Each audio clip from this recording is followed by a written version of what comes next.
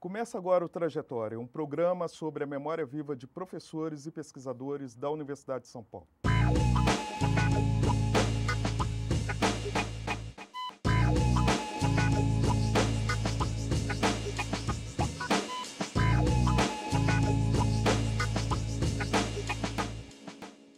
Grande estudiosa de cultura e artes, especialista em arte tradicional africana, tem contribuído significativamente para a valorização e preservação do patrimônio artístico-cultural de matriz africana no Brasil.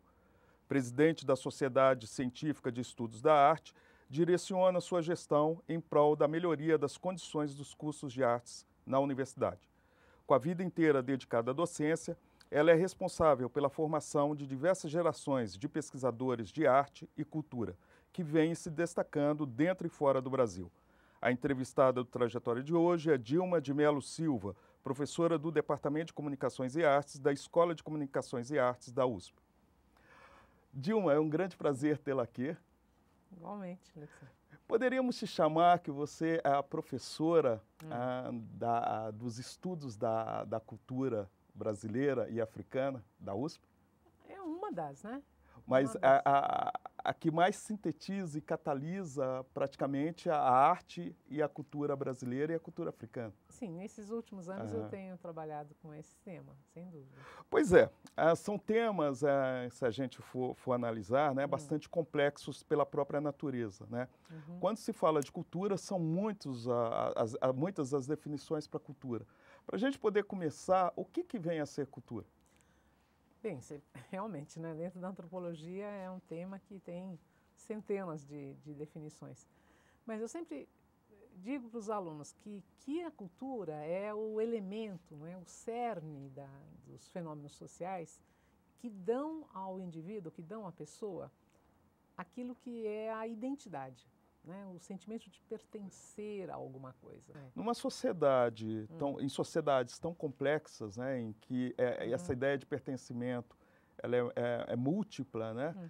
Como é que ficaria a cultura nesse sentido, em que você tem diversos tipos de expressões e diversos grupos, né? Sim, mas há nichos que são mais fortes que os outros, né? Você encontra, vamos dizer assim, no caso vamos falar da pertencimento a uma cultura guarani, não é? Então, o fato de você falar guarani, você ter acesso à língua dos seus pais, à língua dos seus avós, esse elemento dá um eixo norteador, né? No caso das culturas africanas, né, de origem africana, eu acho que a identidade tem a ver com religiosidade. E se você tem, usando os conceitos maravilhosos do professor Bose, né, Alfredo Bose, ele fala, tem um nicho de uma cultura erudita, você tem um outro da cultura popular, tem um da cultura individualizada, a autodidata, e a massiva.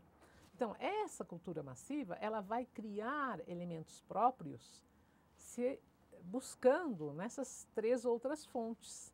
Então, ela acaba criando uma coisa que é artificial, né? A cultura que a mídia aparece, então o que é um estereótipo de um brasileiro, estereótipo da mulher brasileira ou do povo brasileiro, é uma criação falsa. Em relação, por exemplo, aos africanos, né, se percebe que a África é um continente imenso, com mais de né? 50 países, Isso né? mesmo, Há realidades totalmente diferentes entre esses países, no entanto, as pessoas reduzem a África como se fosse um país. Um país só, é verdade. Em que medida essa visão da África interfere também no conceito de cultura africana? Como a África é formada por ex-colônias que tiveram colonizações completamente diferentes. A Inglaterra colonizou muito diferente do que a França o fez, do que Portugal o fez, né? Espanha menos, mas também Itália menos, Líbia mesmo foi colonizada pela Itália. A Holanda, uma presença também em alguns espaços, a Alemanha, né? Mas esses três maiores colonizadores, digamos, né? A França, a Inglaterra e Portugal, tiveram formas de aspas, né? Controlar as suas colônias muito diferentes. Então, aí você poderia ter uma proximidade. As ex-colônias portuguesas, as ex-colônias francesas e inglesas. Agora, você percebe que entre essas 3 colônias que você separa, que elas têm pontos em comuns Sim. no processo de colonização, mas culturalmente, qual que foi a interferência que elas tiveram em seus colonizados? Então, houve, sim, bem ou mal, pouco ou muito, um respeito às culturas locais, né? Ou uma tentativa de, caso de Portugal, por exemplo, né, de inserção do africano dentro do que seria transformá-lo num cidadão português. Então, o que ficou conhecido como Estatuto do Indígena, né, do Indiginato, que era o africano tinha que deixar de lado as culturas tradicionais, falar português, vestir-se de modo ocidental, comer com faca e garfo, não comer com a mão, por exemplo, entendeu? Então, ele era obrigado a submeter-se aos valores, ao ensinamento português. Então, isso desvalorizava enormemente as culturas locais. Ele era impedido de falar a sua língua, impedido de praticar a sua religiosidade. Bom, como foi o africano escravizado aqui no Brasil, não é? Na época, até Getúlio Vargas, o indivíduo que fosse descoberto pela polícia, visto pela polícia, carregando um berimbau, era preso. O carnaval era proibido, né, Então, no período getulista. Isso fazia parte dessa mentalidade portuguesa, contrapondo um civilizado com um atrasado, né, com um africano, aspas, né, selvagem, que não tinha cultura, que não tinha Mas o que se civilização. percebe é que, por exemplo, durante muito tempo a elite, né, ela Sim. cria, né, a ideia de cultura superior e a Sim. cultura popular considerada inferior, mas se percebe também que no decorrer da história há uma apropriação daquilo que é a cultura popular pela elite, né? Como é que se dá esse mecanismo? Sim, é um fenômeno interessante de se pensar, né? Quando o projeto de construção de uma nação brasileira, de um projeto nacionalista mesmo, né? Onde eu vou buscar aquilo que nos represente. Então, num primeiro momento, no caso brasileiro, é o indígena. Então, aparece o bom selvagem. Então, é o indígena que seria o que representaria o Brasil. Logo no momento seguinte, a partir, sei lá, da década de 20, 30, vai ser o negro. Então, alguns valores da cultura de raiz africana, né, é que vão ser preservados. A música, a gestualidade, a corporeidade, a própria comida, a comensalidade. A feijoada, que nasceu nas senzalas, passa a ser o prato nacional, né?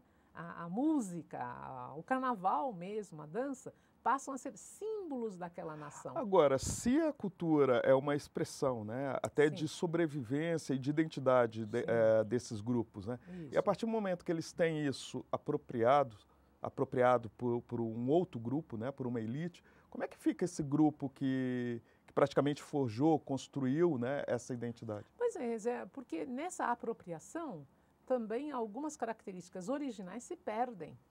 Na verdade, essa apropriação ela vai empobrecer o grupo de origem. Tá? Então, o carnaval hoje, que é um fenômeno de indústria, né? Você pode falar, sem nenhum problema, de uma indústria do carnaval, né? Milhares de pessoas envolvidas, o ano inteiro. Hoje tem gente lá fazendo no Rio, aqui em São Paulo, coisas que vão ser usadas na época do carnaval. Bom, essa origem inicial se perdeu. Às vezes, esse fenômeno massivo é um outro, construído. É um fenômeno, por exemplo, que você está vendo acontecer hoje em Parintins, né? com menos intensidade do que... Não sei se você conhece a festa do boi em Parintins. Boi, isso. Há 2 anos atrás eu estive... Vermelho e azul, né? Isso, o carinhoso, o garantido e o garantido e o caprichoso. Eu ia dizer carinhoso, caprichoso.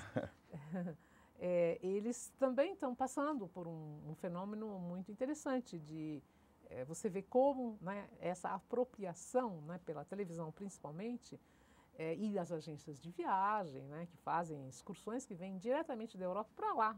Passam em Manaus, fazem uma pequena visita em Manaus e já vou Pois para é, lá. essa questão da cultura, ela se transformar em mercadoria, né? A reificação da cultura, que é o processo da indústria cultural, isso daí você considera maléfico ou tem algum aspecto positivo? Mas antes de você responder isso, nós vamos para um breve intervalo.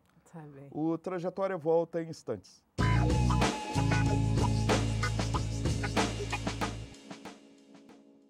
Estamos de volta com o Trajetória, hoje entrevistando Dilma de Mello Silva, que é professora da Escola de Comunicações e Artes aqui da USP. Pois é, Dilma, no bloco anterior eu tinha feito uma provocação com você, que eu falei a respeito da cultura, né, que vem sendo cada vez mais reificada, virando mercadoria, e tinha te colocado uma coisa que se seria uma coisa boa ou ruim. A pergunta, né, colocando desse modo, né, como bem ou mal, certo, errado, falso ou verdadeiro, é complicado, porque no universo da cultura, as coisas são furta-cor. Elas não são nem pretas nem brancas, né? Elas são coloridas, têm multifacetas. Então, claro que há aspectos que são negativos. Né? Você se apropriar de uma festa e obrigar a população a mudar o dia da festa, a introduzir elementos externos que não são próprios daquela comunidade, é terrível para o grupo. Né? Então, isso seria uma coisa negativa. Ao mesmo tempo que você traz vantagens. Né? Se você introduz dentro de uma comunidade de ceramistas, por exemplo, né? O Vale do Jequitinhonha, tem uma cerâmica maravilhosa, lindíssima. Nós tivemos vários alunos aqui da USP, da ECA, do PROLAN, que fizeram pesquisas sobre a ceramista, mulheres ceramistas do Vale do Jequitinhonha.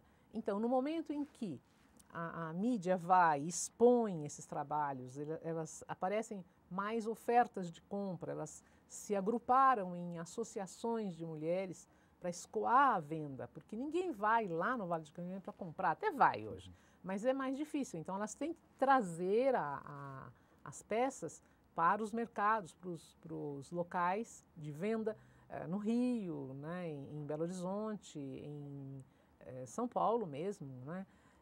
Então, esse dado de ter realmente transformado aquela produção local numa mercadoria foi altamente positivo para essas mulheres. Né? Agora, mas a partir do momento em que se começa o processo de fabricação quase que em série dessas peças, elas não perdem muito daquela característica? Não chega a tanto. No caso desse caso, né, esse exemplo que eu estou dando, elas têm um limite de trabalho, né, de capacidade de trabalho, seja individual, seja do núcleo familiar. Em geral, a família ajuda, as meninas também ajudam, né, em buscar argila, amassar, fazer aquele preparo do barro inicial. Tem um limite, é impossível, não vai se introduzir numa indústria ali, entendeu? Mas elas vão ter recursos para conseguir uma tinta melhor, não ficar tanto dependente de elementos buscados na natureza para fazer o tingimento. Podem até ter acesso a fornos melhores, não tão rústicos, que não quebrem tanto a produção, porque você pode, não controlando bem a temperatura, pode quebrar, né? Você perde toda, abre o forno, quebrou tudo lá dentro, entendeu? Você tem que ter uma precisão no controle da temperatura. Então, há coisas que são boas, mas há um limite dessa produção. Quando esse produtor, ele não pode esgotar, né, ultrapassar o limite da própria quantidade que ele vai dar conta de fazer, entendeu? E quando eles têm o controle, como é o caso dessas senhoras do Vale do Jequitinhonha, né, essa associação, ela procura realmente zelar um pouco por isso também, né, ver as encomendas, como é que são feitas, que não perca a qualidade, que elas têm um zelo muito grande, que sejam bonitas, as peças bem feitas, as peças com um bom acabamento, entendeu? Eu acho que quando o produtor tem o controle da sua produção, esse risco é bem menor. Agora, pegando esse aspecto cultural, por Sim. exemplo, você nasceu no interior de São Paulo. Sim, sim. Né? E qual que foi a cidade? Chama-se Espírito Santo do Turvo, é perto de Santa Cruz do Rio Pardo, aqui no Vale do Sorocabana. Zona caipira de São Paulo. O fato de ter morado justamente na zona caipira de São Paulo, isso possibilitou a sua escolha em estudar cultura? Olha, sim, num certo sentido, sim. Quer dizer, até hoje ainda eu gosto de certas coisas que eram muito familiares para mim, né? Como voltar à casa da minha avó, por exemplo. Meu pai tocava viola, entendeu? Minha casa sempre tinha violeiro. Ele afinava a viola, ele tinha um excelente ouvido. Não cantava, ele só tocava. Mas sempre tinha violeiro em casa, entendeu? Então, isso para mim é uma coisa muito familiar, né? A gente ter certas comidas, certas festas, né? As festas juninas, meu pai chamava-se Pedro. Então, toda a vida em casa, a festa que se fazia não era do dia do aniversário dele, era São Pedro, entendeu?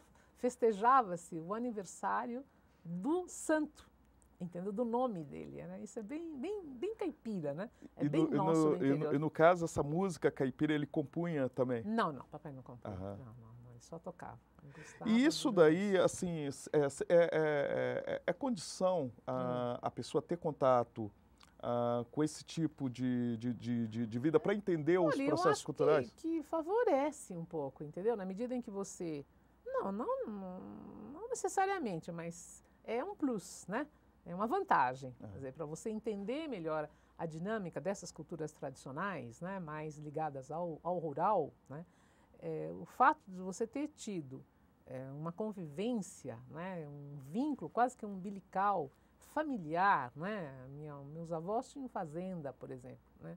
Então, essa coisa da vida rural é muito interessante, mas não necessariamente. Você pode depois ser, digamos, convertido, né? Agora, quando a sua família sai na década de 50, né? Final de 50, e vai para São Bernardo do Campo. Exato, para o ABC. Nós moramos em Santo André. Em Santo André. Essa mudança, já que, por exemplo, as referências até das festas de aniversário são das festas culturais, né? Sim. Das manifestações culturais, quando vem para uma cidade maior, o ABC, né? Que depois vai se tornar o polo industrial, isso modifica muita coisa? Modifica um pouco, mas não tanto. Olha, por incrível que possa parecer isso a você, São Bernardo tem 5 folias de reis, que existem até hoje, né, que fazem o ciclo natalino, tem 2 congadas, entendeu?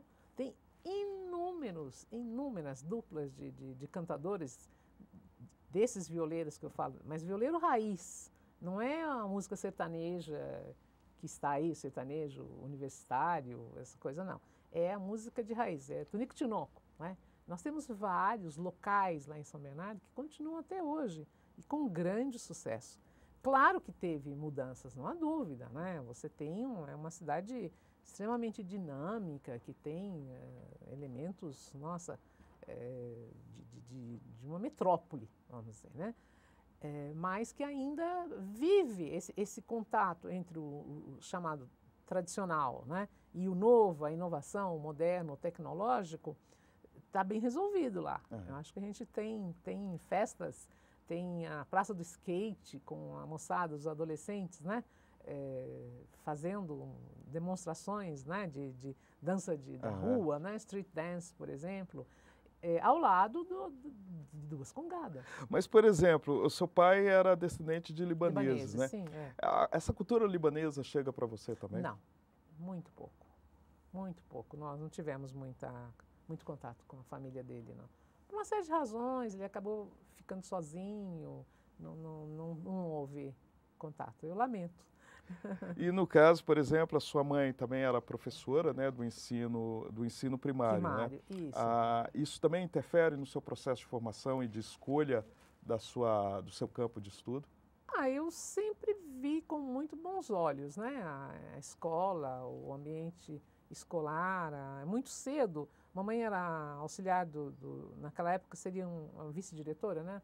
Ela que auxiliava o diretor da escola, lá uma das escolas mais antigas lá de São Bernardo, e ela não admitia que o aluno que tinha ido para a aula, se o professor faltava, naquela época se mandava embora, a criança voltava para casa, dizia não, a gente tem que ter um grupo aí de pessoas, se for o caso até voluntários, né?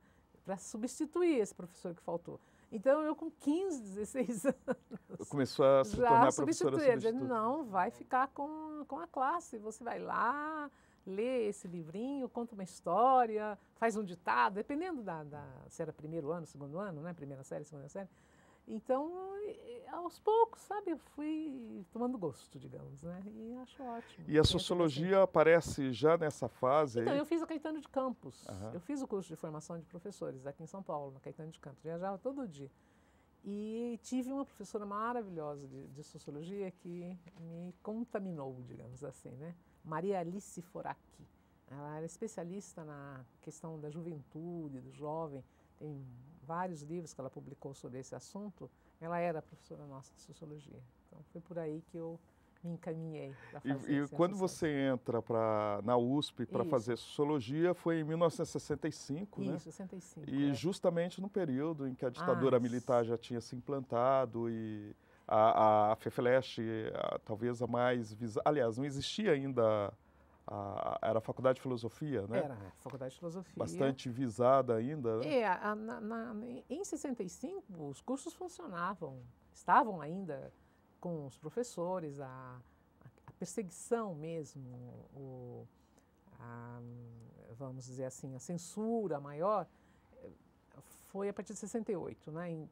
Digamos assim, eu peguei os bons tempos, né? Eu tive aulas com Ottaviani, com Florestan, com Fernando Henrique, então com professores maravilhosos. Né? E praticamente quase todos eles estudando muito, tendo como foco, o objeto, a cultura. Né? Isso, e no caso foi o período em que o Roger Bastide e o Florestan fazem aquele trabalho maravilhoso sobre as relações raciais em São Paulo, né? com o financiamento da Unesco. Então, também começa na USP um grupo de estudos, né? Um grupo de professores ligar. O próprio Fernando Henrique com o Ottaviani vão estudar, o livro dele chama-se As Metamorfoses do Escravo, em Santa Catarina, né? Como é que era a escravidão no Brasil meridional. Então, a gente pegou esses projetos de pesquisa desses professores, sabe? Pois é, porque você praticamente, na sua vida acadêmica, sempre vai fazer uma referência, né, à questão da etnia, né, do negro no Brasil e também do africano, né? Que é muito presente. Isso vem desse período? Não. Na graduação, ainda isso não estava... vamos dizer assim, não tinha despertado, vamos dizer assim, né, para esse tema. Então, eu terminei o curso em 68, 69 eu entrei na pós-graduação. Naquela época, antes de você ingressar no mestrado, você fazia 2 anos de uma série de disciplinas, uma série de seminários com o seu futuro orientador, ou com o grupo que ele liderasse, né? E, no meu caso, eu estava ligada à Sociologia da Cultura, Sociologia do Conhecimento, com o professor Rui Galvão de Andrada Coelho, né? Tinha uma Sociologia 1 e Sociologia 2, ele era da área de Sociologia 2. E, então, prevendo que eu estudaria, que faria alguma coisa ligada à cultura. Aí surgiu a oportunidade de ir para a França, né? Que começou a ficar muito difícil a situação. Os professores, aí sim, em 70, 71, com os atos institucionais, né? Houve um cerceamento muito grande da pesquisa, do ensino, né? Então, ele conseguiu que eu fosse aceita em Paris. Eu fui para a França. Mas antes de você falar dessa sua passagem, né, para a Europa e o que isso modificou no seu olhar, né, enquanto socióloga, nós vamos para um breve intervalo. Outro intervalo, sim, o Trajetória volta em instantes.